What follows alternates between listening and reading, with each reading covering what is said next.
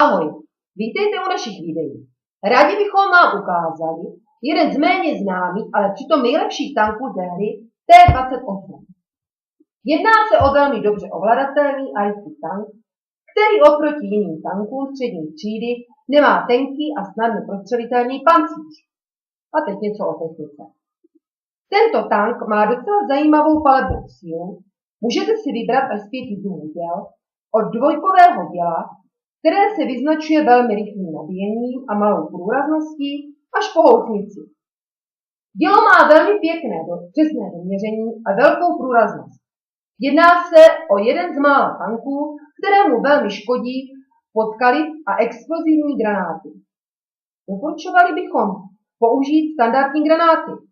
Rozdíl mezi explozivním a standardním granátem není totiž u tohoto tanku znát.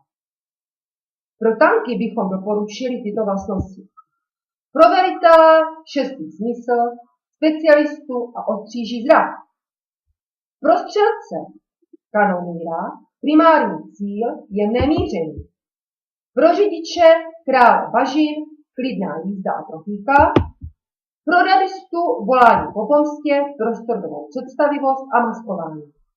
Pro druhého radistu bychom doporučili spojaře, volání po pomstě a operátora. Pro nabíječe zoufalství, intuici a bezpečné ukládání. No, a to je o tomto tanku vše. Pojďme si ho ukázat.